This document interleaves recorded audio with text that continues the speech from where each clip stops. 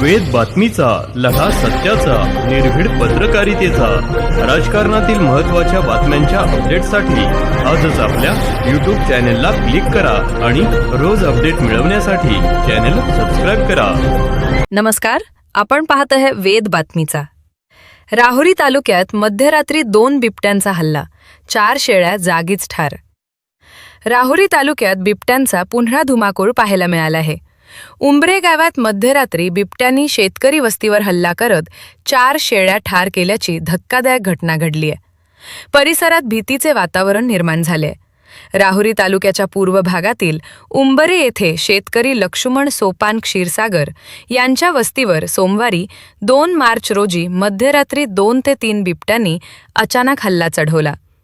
शेडमध्ये जाळीत बांधलेल्या 4 शेळ्यांचा बिबट्यांनी जागीच फडशा पाडला. शेळ्यांच्या ओरडण्याचा आवाज ऐकून घरातील सदस्य जागे झाले. मात्र तोपर्यंत बिबट्यांनी हल्ला करून नुकसान केले होते. ऊसतोड हंगाम संपल्याने परिसरात बिबट्यांना लपण्यासाठी जागा आणि भक्ष्य कमी पडत असल्याने ते आता नागरी वस्तीकडे वळत असल्याची शक्यता व्यक्त केली जात आहे.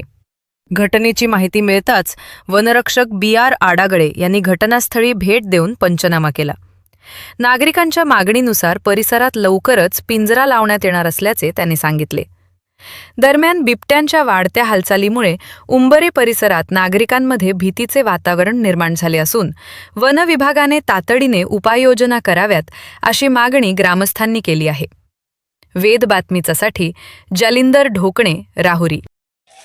माझं नाव लक्ष्मण सोपान क्षीरसागर, मी राहणार उंबऱ्याचा आहे, राहुरी तालुक्यात. आणि माझ्या तिथे रात्री 12-1 नंतर 2-3 बिबटे येऊन माझ्या असलेल्या 4 शेळ्या त्यांनी जिवंत मारलेल्या आहे.